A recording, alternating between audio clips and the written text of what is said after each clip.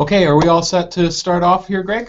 I think so, Curtis. So welcome to everybody in Wolf Creek who's connecting live with us via Google Hangouts for another opportunity to train with Kurtis Hewson on his collaborative response model software.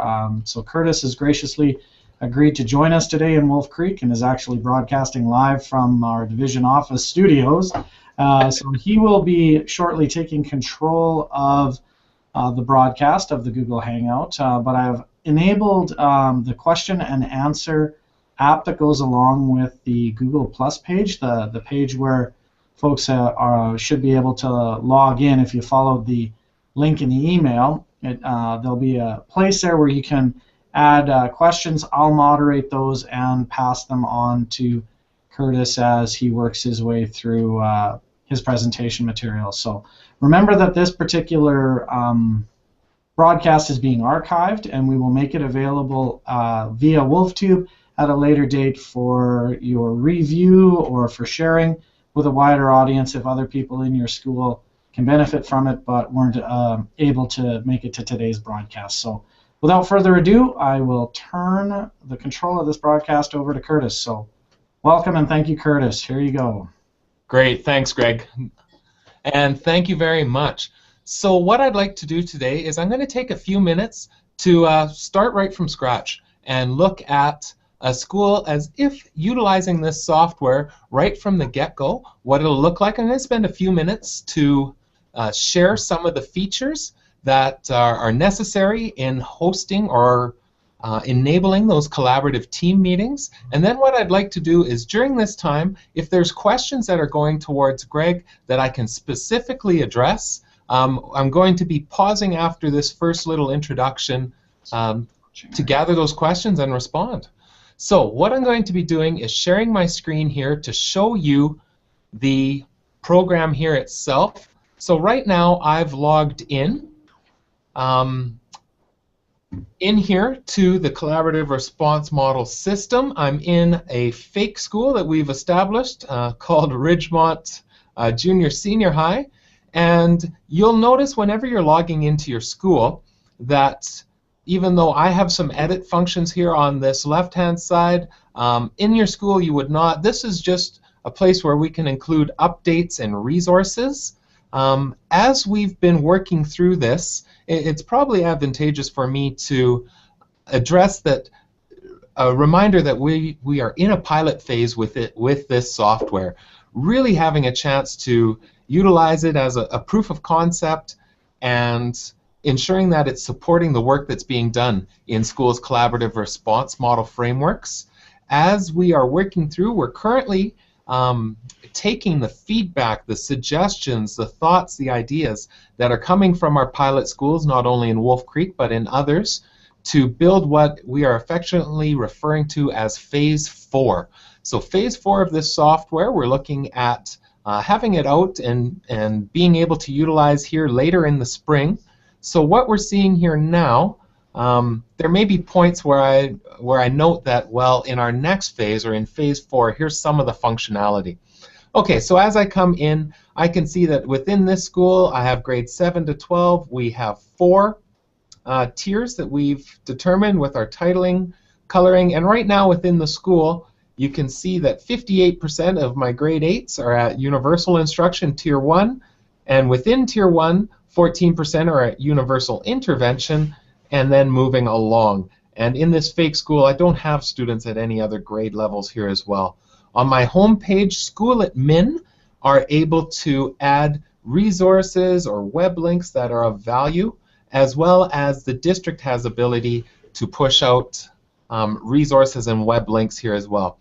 So for a school starting fresh, some of the pieces that we would want to take a look at, in our school admin, we have access to the school, staff, and student functionality.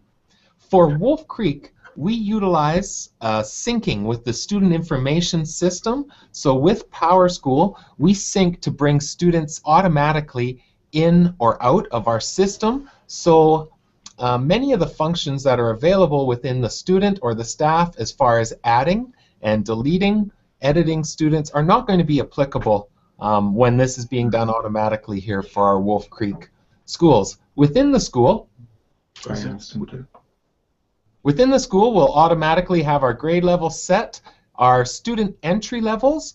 These are students when they first enter this grade, the grade that they're in. We set their entry level that's going to carry with them and can be adjusted. The idea is that it's adjusted on an annual basis, and I'll show you why that is, or you may within your school determine when are the times that we manipulate or change those entry levels. Our intervention tiers in Wolf Creek are set up according to the district's RTI pyramid. There is the ability to upload our school logo. We can link to a Twitter account, and we'll show you why that may be of value here as well. Within the staff, your staff are automatically uploaded from your PowerSchool sync. However, we do have the ability, you can see I have Greg here as one of my teachers. I can provide Greg with admin capabilities within my school. So as school admin, I can give that capability. Now admin can customize this school, and you're going to see lots of new functionality in relation to school customization in Phase 4. It's somewhat limited here right at this point, but admin has those full features. Teachers are able to go in and edit and add student notes, and anyone set as staff have read-only capabilities within the system. Okay, so I think what we'll do here is, knowing that those three levels, and knowing that within the students, we're not going to be creating new students, uploading, we're not worrying about rollover or exporting because it's all done automatically. For any schools that are interested in looking at how do we bring pictures in, we can address that, but I'm not going to address it for the whole group. Instead, what I'd like to look at are basically three levels of functionality within the school, and I'm going to start with the collaborative team meeting. Okay, so you can see at meeting records, this is where we engage in that collaborative team meeting, and in order to do that, we need to have team boards established. So what I'm going to do right now is we're going to create a team board for grade 8. So I'm going to title this board grade 8. And I'm going to select all of my grade 8 students. You'll notice when I click on grade 8, it's going to create a list for me of all the students I have in this fictional Ridgemont Junior Senior High.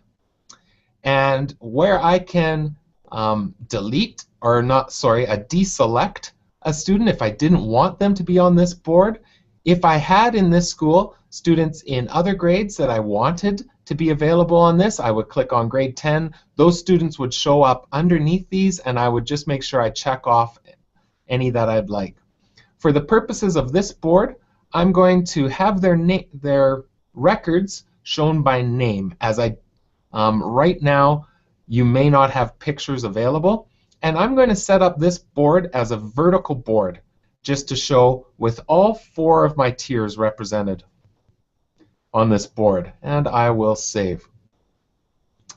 So when I go into my grade 8 board, I can see that I have my Tier 1 Universal Instruction students, my Tier 1 Universal Intervention, Tier 2, and Tier 3, and you'll notice students at different entry levels. So what this means is within my intervention level, Michael Jackson would have been at, and we'll go take a look at my school, would have been at urgent intervention coming in, and lo and behold, he's also Tier 3 right now.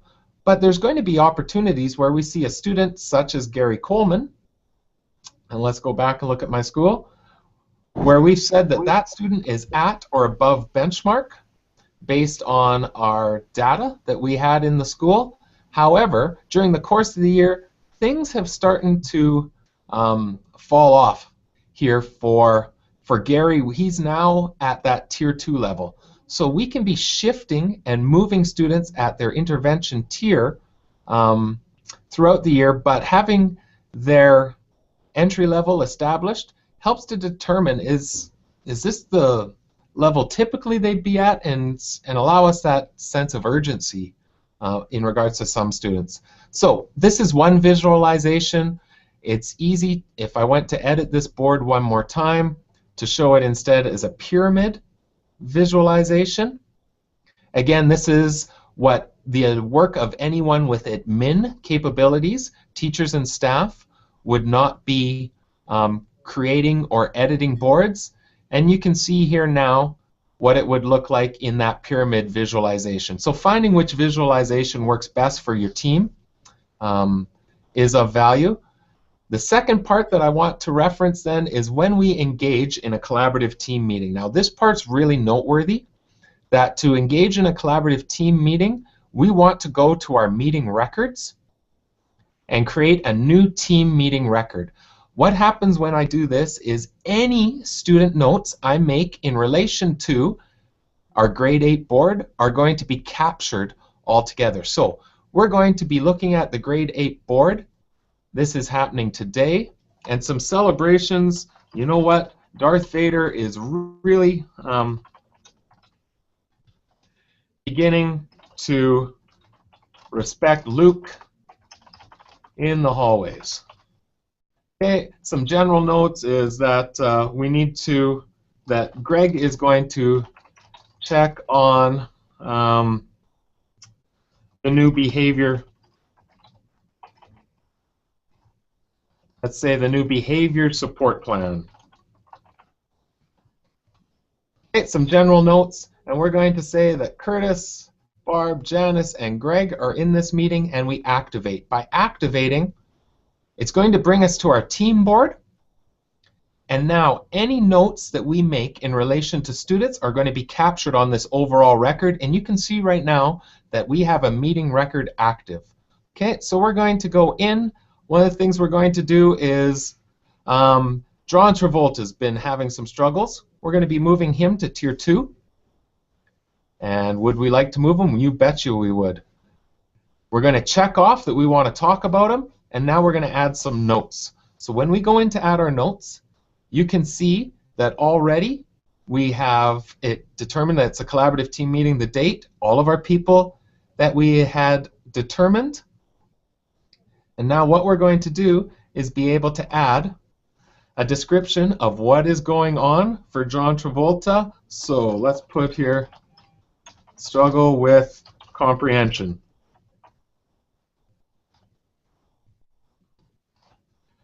Okay, and our action is that we're going to be putting him into our comprehension reading group at noon, and Barb is going to take care of that for us. Now, if we wanted to add another action, we could. We're not going to worry about it at this point. We're going to save.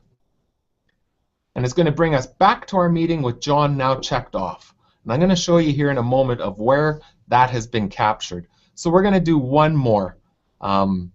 Let's move through the conversation. We're going to talk about Luke and move him down to back to Tier 1. He's been doing great.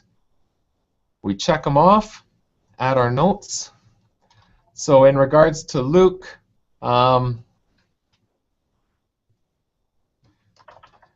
he is managing family conflict more effectively. Okay, and we're going to actually remove him, remove from the parent support group. Okay, and Kurtis is going to look after that. Now I'm going to add another one that we're also going to make sure to move his locker away from Darth Vader. And Greg is going to take care of that one for us. We go back up to save.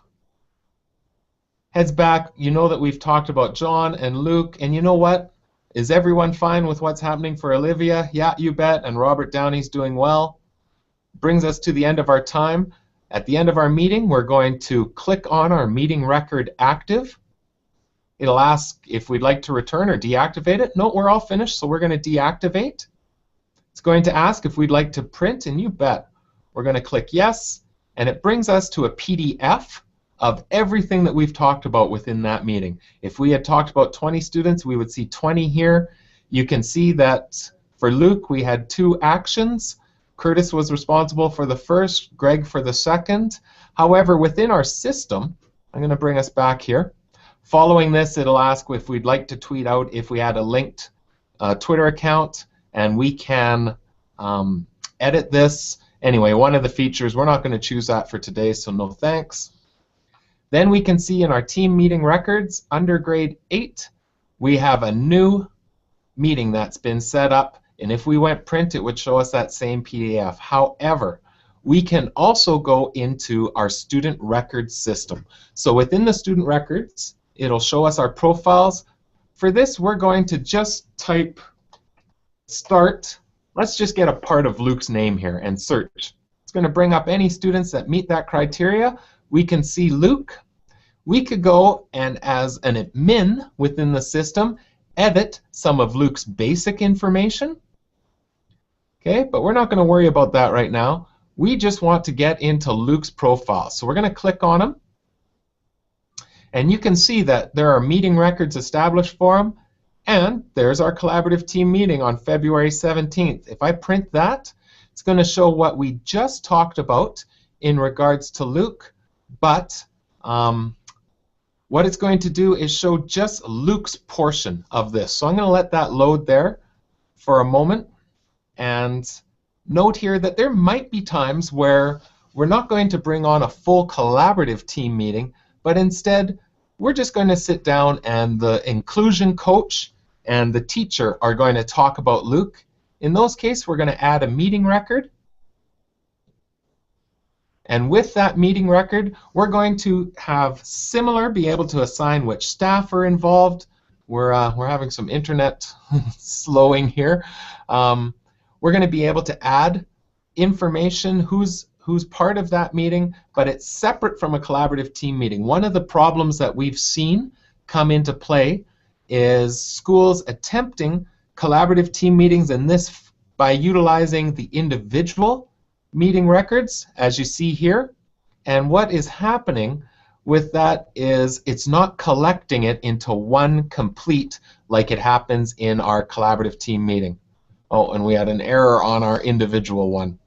So what we would see here is being able to select the meeting descriptor of, let's say it's a learning support team meeting, and we have Kurtis, and we're going to add in Greg to this. We're also not going to talk about just Luke. We want to talk about Luke and Drew Barrymore, and the description is both of them are getting in fights on the playground. Now, obviously, I'm being very, very simplistic in my descriptions and actions just to be able to formulate that. We'd add the action, same as before, who's responsible, save. This would go not only to Luke's profile, but Drew's as well, if we did that.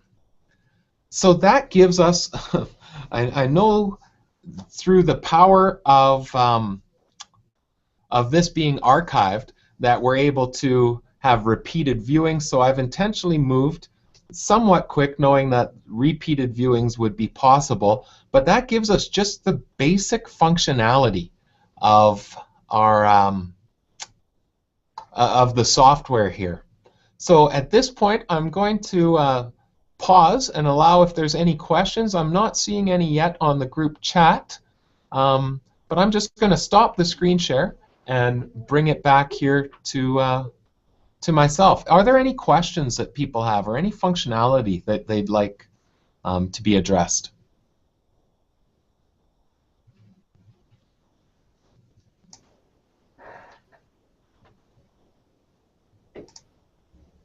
So what I'll do here is I'm going to reissue invites to the main Hangout to everybody who's indicated that they are a viewer. If you receive an invite, please accept it, because then you'll have access to the group chat and things like that, and it might make actually the interaction and the asking of questions and things easier. So I'm going to hand control back over to Kurtis. He can continue, and I will pass out. I've sent them out once, but I'll send them out again now that I've had a chance to sort of let people know that I'll be inviting them to the Hangout proper, and then maybe they'll be able to ask the questions in the group chat and things. And the apps and things, when you go into the Hangout on Air, look on the left-hand side of the screen. and you'll see things like Q&A, group chat. So we'll use the very top icon, which is the chat, or the Q&A app in order to ask and answer questions. So I'll look for those invites if you're a member of the list that has indicated that they're viewing, and I'll hand control back over to Kurtis now. Great, thanks, Greg. So some of the things that we're going to be looking at that we've heard from schools, we've been very thankful of the schools that are submitting questions, or we've tried this, or we've had this error, this bug appear, utilizing the Google form that Wolf Creek has established. That's been a great way to communicate what it is, and we've been dealing with bugs and any of those glitches right in the program as quickly as possible. However, the notes or questions that have come in regards to, boy, it'd be nice if it could do this, or have you thought about adding this in?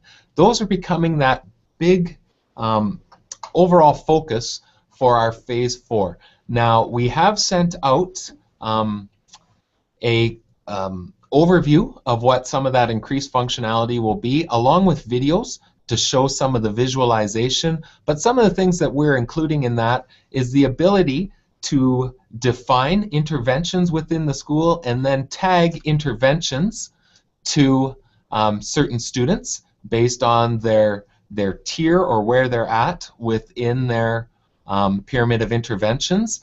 We're allowing the capability to have multiple boards built, that we may have a board focused on literacy, and a student may be at tier 3 on that focus of literacy, but however in numeracy, looking at our 2 key focuses within our school district, in numeracy they're at tier 1. Currently in the program, we could set up 2 boards, but a student can only be at a single tier within the program. The enhanced functionality will allow for you to differentiate between those 2 pieces to allow more of a focused conversation to be happening for students. As well, we'll have an opportunity to be able to share interventions that are happening between schools, not only in Wolf Creek, but outside of Wolf Creek, that are utilizing the software. We're also going to have the ability to attach student data, so that if we had STAR literacy and numeracy scores, that they could be built right into this program, so that we can be accessing this as we're talking about a student. Much more robust profiles. Remembering that the focus of this software is to enhance the group conversations and really be working in the outside of the conversation, that the software does not dictate the conversation, but that the conversation, the content there, just becomes captured within this, so that it doesn't become an onerous process of teachers having one more thing to do of adding notes to the profiles and reading scores and all of these pieces, but rather when we're in our collaborative structures, that we can be adding the notes and ideas together as we go through. So that's really what we're looking forward to within Phase 4 of this software that we'll have ready to begin looking at and piloting later in the spring. So right now within the software, I don't see any other questions that are coming through necessarily at this point. We do have one there, Kurtis. Okay. So Bruce from Lacombe Upper would like to know, how does the collaborative team meeting record get into the student record? Would you be able to clarify that for him, please? Yeah. Okay, so I'm going to go back to my share screen. So, and share.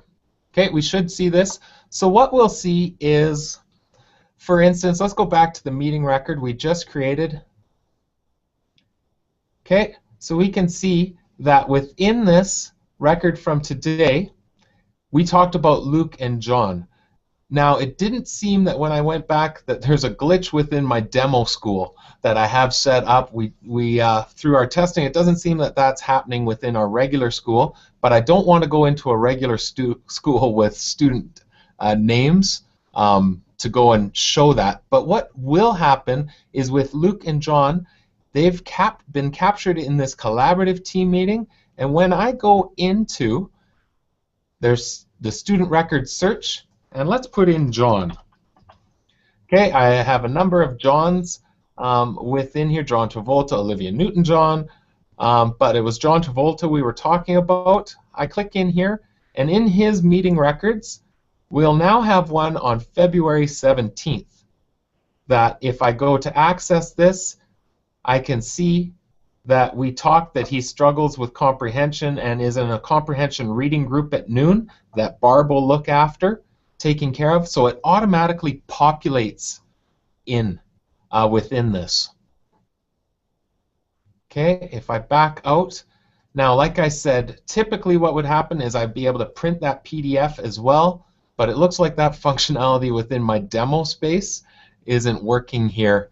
But what you would see is a record that's just for John Travolta, that there was a meeting on this date, here's who's included, and that description and intervention that we saw on the previous slide would be noted, but there would be no other indication of any other students that were talked about at that time outside of John. Okay, so I hope that hit on Bruce's question here. I didn't see it in my question and answer piece, but yeah, thank you very much. I hope that answered the question there, Bruce. Are there any other questions that are coming through, Greg, that can communicate to me? No, none that I see on our Google Plus page or via the chat or the question and answer app. So, as always, folks are able to contact myself via email or phone call if they have any questions about CRM. And of course, Kurtis has been very gracious and very open to corresponding with us and answering questions and taking feedback, and actually spent an entire day with us going through potential directions for his next phase of software and looking for input and things. So we certainly appreciate the partnership that Kurtis and Jigsaw Learning have with Wolf Creek, and we thank you for your time this afternoon, Kurtis. So once again, this broadcast will be sent out tonight, actually, via email to everyone in Wolf Creek. I will provide the link to where it will be housed and archived within WolfTube, and feel free to share it and pass it on and direct people towards it if they do have any questions about the basic functionalities of the CRM software. And again, if anyone has further questions or need further clarification, please do not hesitate to contact me via phone call or email. And with that, thank you very much again, Kurtis, and we will sign off and allow people to get back to their very busy days. So thank you for taking the time to spend with us, and thank you everybody out there in Wolf Creek who also took the time to connect with us today via Google Hangouts on air and take part in some optional online training. Thanks a lot. Have a good night. Thank you, everyone. Take care.